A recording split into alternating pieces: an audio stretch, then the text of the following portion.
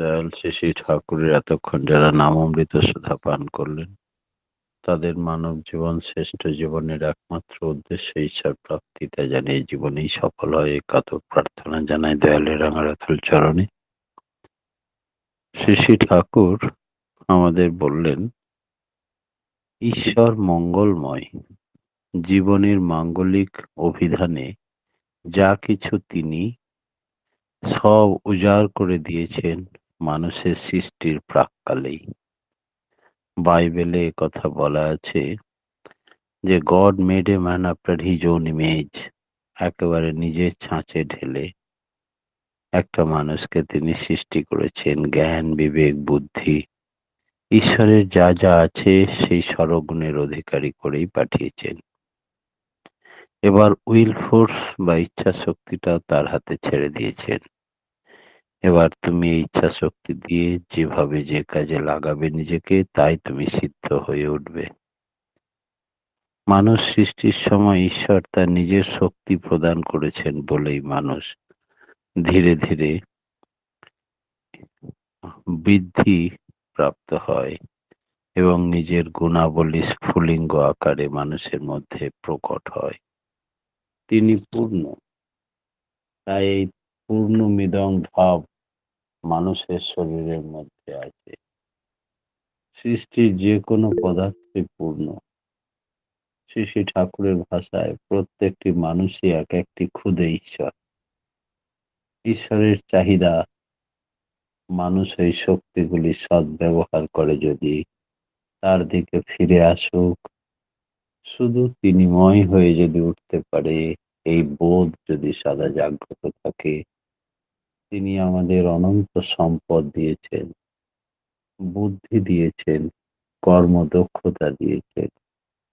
এগুলি নিয়ে আমরা যদি সর্বতোভাবে তাঁর হয়ে না উঠি, তাহলে তার দয়া উপলব্ধি করতে পারি না।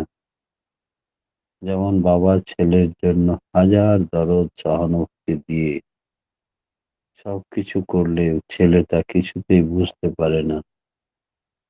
সে মনে করে আমি নিজে নিজেই সব পেয়েছি, বড় হয়ে গেছি। তাই যতক্ষণ না হয় ছেলে বাবার প্রতি আগ্রহ নিয়ে তার জন্য কিছু করে, ততক্ষণ ছেলের ঋণ শোধ হয় না। যদি বাবার প্রতি অন্তর্রাশি হয়ে তার সেবা করে চলে, তখনই সে বাবার ওই কড়াকে বোধ করতে পারে। ঈশ্বরের ক্ষেত্রেও ঠিক তাই, একই রকম নিয়ম। ঈশ্বরের অভিপ্রেতের পথে চলতে চলতে তিনি ঈশ্বরের সমস্ত গুণ, ঈশ্বর আমাদের জন্য কি করেন, কি করেছেন, সব বোধের মধ্যে আছে। আপন এবং প্রাপ্ত সমস্ত কিছুই ঈশ্বরের দান। মানুষ সেটা বোধ করতে পারে শুধু ঈশ্বরের প্রতি অগাধ ভালোবাসায়। যখন সে এগিয়ে চলে, তার করুণাকে অনুভব করতে পারে। প্রত্যেকটি মানুষই উন্মুক্ত, প্রত্যেকেই সাম্যক ইচ্ছা ও বিহিতভাবে চলার চেষ্টা করলে বোধের অধিকারী হয়ে উঠতে পারে। তাই শ্রী শ্রী ঠাকুর বলছেন, ঈশ্বর সবারই আপ্ত, ঈশ্বর সবারই স্বীকার্য। ঈশ্বরকে এমন ভাবে উপলব্ধির ভেতর দিয়ে জীবনে আপন করে তোলায় ঈশ্বর দর্শন। ঈশ্বর দর্শন মানে দেখাও হয়, আবার জ্ঞান লাভও হয়। এছাড়া চার হাত বলা, তিন মুখ বলা, বিকট কিছু একটা মূর্তি ঈশ্বর প্রকৃতপক্ষে জীবনের পরিবর্তন আনতে পারে না। তার ভেতরের ঈশ্বরত্ব না জাগিয়ে তুললে, সদা সর্বদা নিরবিচ্ছিন্ন ভালোবাসার মধ্যে দিয়ে না গড়ে তুললে, মূর্তি পূজা, মূর্তি যখনই সরে যায়, তখনই সে প্রবৃত্তি পূজায় ব্যস্ত হয়ে পড়ে। তাই সৎ, সুন্দর ও সৃষ্ট পথে যদি মানুষ না চলে, তবে সব আজগুবি মানুষের শয়তানিকে বাড়িয়ে দেয়। অসৎ পথে চলতে শুরু করে আবার মানুষ। সেই জন্য ঈশ্বর আমার ভিতরে আছে, সদা সর্বদা জাগ্রত হয়ে আমার দিকে দৃষ্টি দিয়ে তাকিয়ে আছেন, আর আমি তাঁর চরণ প্রান্তে বসে তার দিকে দৃষ্টি দিয়ে সদা নাম করছি। এই সদা জাগ্রত ভাবই তার বিরুদ্ধে কোনো আচরণ করতে গেলেই বিবেকের দংশন হয়, আটকে যায়, মানুষ খারাপ কাজ করতে পারে না। একেই বলে ঈশ্বর দর্শন। ঈশ্বর দর্শন যার হয়েছে সে কিন্তু আর পাপ করতে পারে না। সাধারণ লোকের মতো সাধারণ লোকেরা বেতালে পাপ ফেলে, কিন্তু ঈশ্বর দর্শন একবার হয়ে গেলে সে বেতালে পা ফেলতে পারে না। এই জগতে দুটি পথ, একটা সত্তার পথ, একটা বৃত্তি প্রবৃত্তির পথ। সত্তার পথ হচ্ছে ঈশ্বরের পথ, প্রবৃত্তির পথ হচ্ছে শয়তানের পথ। শয়তান হলো ঈশ্বরের বিরুদ্ধ শক্তি।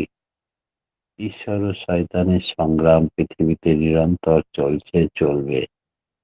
এই সংগ্রাম দেবাসুরের সংগ্রাম। সৎ সৎ ও অসতের সংগ্রাম, শুভ এবং অশুভের সংগ্রাম। মানুষ যখন ঈশ্বর প্রদত্ত শক্তিগুলি তার ঈপ্সিত পথে ব্যবহার না করে খেয়াল খুশি মতো প্রবৃত্তির খেয়ালে চলে, তখনই সে অকল্যাণকে ডেকে আনে। তখন ওইভাবে আবদ্ধ অভুক্ত হয়ে ওই বৃত্তির মধ্যে পড়ে ঘুরপাক খেতে থাকে। তাই ওই ভাবের নাম দেওয়া হয়েছে বৃত্তি। মানুষ যখন ঈশ্বরের আহ্বানে পিছন ফিরে বৃত্তি পথে চলতে থাকে, তখন তিনি ব্যর্থ হন।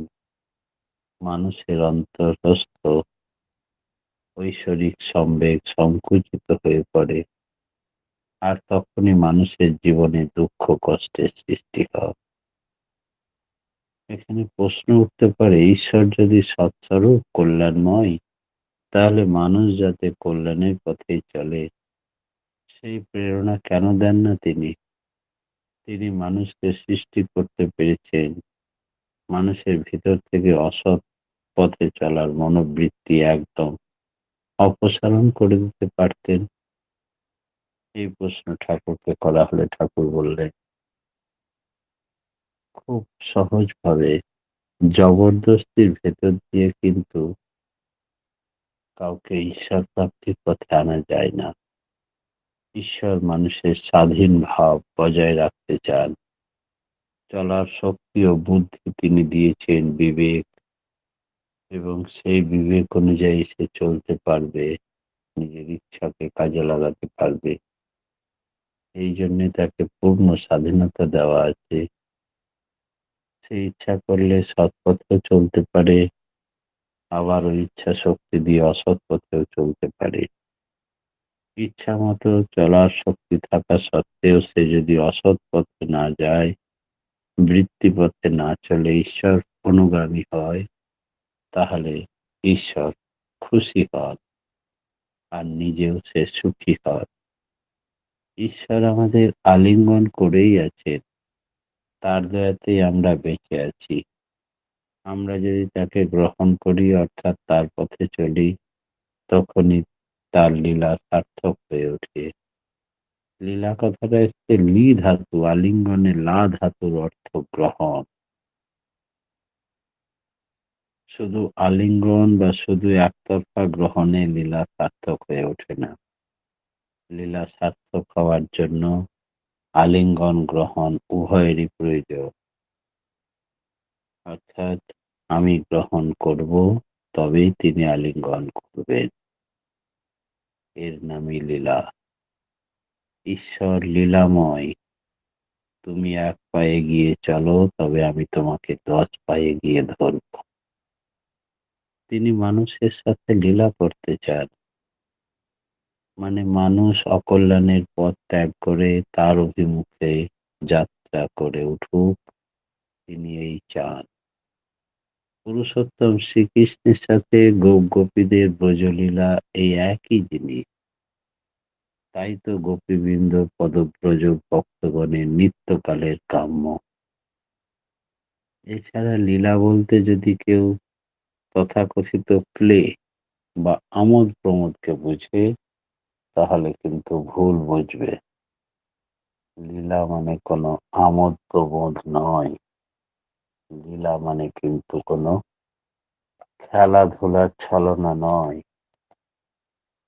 লীলা হচ্ছে কৌতুক আসক্তি মনে করেন অনেকে, তা ভুল বোঝে, ভুল মনে করা হবে। ঈশ্বর বিরোধী চলন যে প্রবৃত্তি পথ, তা দুঃখ কষ্টের স্রষ্টা, কিন্তু কোনো মানুষই ইচ্ছা করে দুঃখ কষ্টের আবর্তে ঘূর্ণিপাকে ঘুরতে চায় না। অথচ সত্তা প্রীতির চাইতে প্রবৃত্তি প্রীতি যখন বেশি হয়ে পড়ে, তখন মানুষ প্রবৃত্তি মার্গে চলে যায়, দুঃখ কষ্টকে ডেকে আনে, আর তাদের ঘূর্ণিপাকে পড়ে যায়। মানুষ স্বাধীন ইচ্ছা শক্তি হারিয়ে ফেলে এবং ওই প্রবৃত্তির পথকেই বেছে নেয়। এইভাবে সে উৎস থেকে দূরে সরে যায়। একেই বলে অজ্ঞানতা।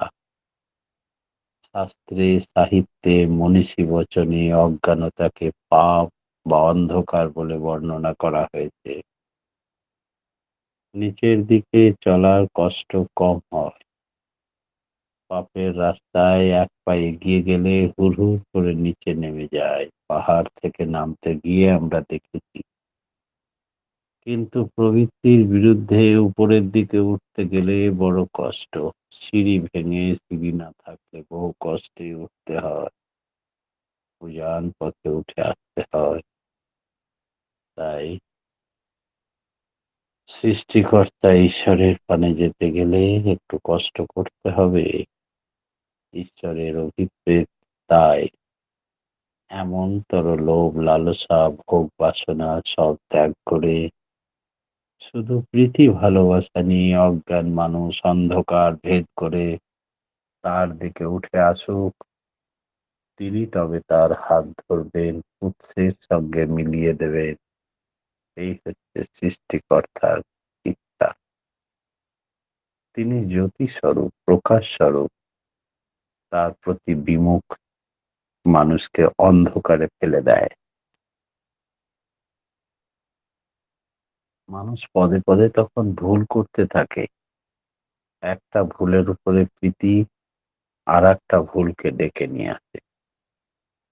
ঠিক এইরকম করে আদম ঈভ ঈশ্বর কর্তৃক প্রথম সৃষ্টি হয়েছিল এবং নিষিদ্ধ বৃক্ষের ফল খেয়ে স্বর্গরাজ্য থেকে নির্বাসিত হয়েছিল। শয়তান কর্তৃক তারা প্রলুব্ধ হয়েছিল। তার মানে তারা ঈশ্বর প্রদত্ত স্বাধীন ইচ্ছাকে ঈশ্বরের বিরুদ্ধে প্রয়োগ করেছিল। ফলস্বরূপ ঈশ্বরের রাজত্ব থেকে নির্বাসিত হয়েছিল। প্রথম পরম পিতার সেই ভুল আজও মানুষের মধ্যে ক্রিয়া করে চলছে। আজও মানুষ প্রবৃত্তি প্রলুব্ধ হয়ে দুঃখ কষ্টের আবর্তে পড়ে হাবুডুবু খাচ্ছে। এই ব্যাপার চিরন্তন হয়ে আসছে সৃষ্টির প্রাক্কাল থেকে। বংশানুক্রমিকতা একটি বৈজ্ঞানিক সত্য। পিতার গুণ অবগুণ কম বেশি সন্তানের মধ্যে বর্তায় বা থাকবেই। এই কম বেশি হওয়ার মাপকাঠিটা নির্ভর করে মায়ের উপরে। মা সন্তানের জীবনকে মেপে দেয়।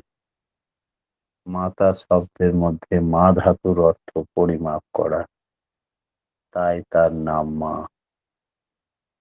কোনো লোক যদি একবার অজ্ঞানতাকে আশ্রয় করে, তার ফল তার জীবনে ক্রিয়াশীল না হলেও তার সন্তান সন্ততির উপরে বর্তাবেই। এক পুরুষে না হলে দুই তিন পুরুষে দেখা দিতে পারে। উদাহরণ হিসাবে বলা যায়, বহু স্বেচ্ছাচারী, ভগোন্মত্ত, অসংযত জীবন যাপনকারী ধনী বা জমিদার এর নাম করে আমরা দেখতে পাবো, যাদের দুইটি বা তিনটি পুরুষের মধ্যেই টাকা পয়সা লোক লস্কর স্বজন পোষণ ভোজবাজি সব উল্টে গেছে। তারপরে নেমে এসেছে দুঃসহ দারিদ্র, রোগ ব্যাধি, বুদ্ধিভ্রষ্টতা, আরো অনেক কিছু। এই সবই কিন্তু ঈশ্বর বিমুখতার কারণ। প্রবৃত্তি মার্গে গমনের অবদান। ঈশ্বরের এই অমোঘ বিধান থেকে রেহাই পাওয়ার উপায় কারণে প্রবৃত্তি তার কাজ করবেই, আমাদের টেনে নামাতে চাইবেই। শয়তান সবসময় প্রলোভন দেখাবেই। প্রবৃত্তিকে একদম অগ্রাহ্য করে প্রচণ্ড সম্বেগে ঈশ্বরের পথে গতিশীল না হলে কিছুতেই এই অনুভূতি মানুষ কাটিয়ে উঠতে পারবে না। ভূতে পাওয়া রোগীর মতো ওই প্রবৃত্তির চলনে চলা মানুষ একই নেশায় নিচের দিকে নামতে থাকে। তার ব্যক্তিগত ইচ্ছা প্রয়োগের শক্তিও হারিয়ে যায়। সে প্রবৃত্তির কাছে হার মেনে বশ্যতা স্বীকার করে ঈশ্বরের সন্তান হয়েও মানুষ শয়তানের হাতছানিতে ভুলে গিয়ে নিজেকে কামের মানুষ, ক্রোধের মানুষ, লালসার মানুষ, হিংসার মানুষ করে তোলে। আমাদের সর্বশক্তিমান দাসত্ব, সর্বশক্তিমানের দাসত্ব করা উচিত। তা না করে আমরা কামের দাসত্ব করি, ক্রোধের দাসত্ব করি, আমার প্রভুকে ভুলে যাই আর নিজের ইচ্ছা মতো, মন মতো, প্রবৃত্তির খেয়াল খুশি মতো আমাকে চালনা করে। তাই আমরা সেই রকমই ফল পাই। দুর্ভাগ্য, হতভাগ্যকে আহ্বান করি। ঈশ্বর সবসময়ই আমাদের মধ্যে অবস্থিত। তিনি সর্বব্যাপী বলেই সবাই আমরা জানি। সেই অর্থে তিনি স্থাণু, অচল, সনাতন। তিনি স্রষ্টা, তিনি ঋষি, তিনি বিভিন্ন রূপ। ঈশ্বর যেমন অচল তেমনি নিরন্তর সচল। তিনি কোথাও নড়াচড়া বন্ধ করে একেবারে থেমে নেই। অসৎ চলমানতা তার অন্যতম গুণ। জগতে কোনো কিছুই গতিহীন হয়ে থেমে নেই। ঈশ্বরের সৃষ্টি সমস্ত প্রকৃতিও একেবারে স্থির হয়ে বসে নেই, সমস্ত অচল নয়। তাই তিনিও সচল, সর্বদা গতিশীল। তাই তার নাম হয়েছে জগৎ। গম ধাতু থেকে জগৎ কথাটা এসছে। জগৎ চলেছে বিবর্তনের পথে। বিভিন্ন রকমের অবস্থা ও পরিস্থিতির মধ্যে দিয়ে পরিবর্তিত হতে হতে এই জগতের বিবর্তন ঘটে। প্রতিটি সত্তার ভিতরে অস্তিত্বের আবেগ থাকার সংহত আকুতি নিয়ে ঈশ্বর বিরাজমান।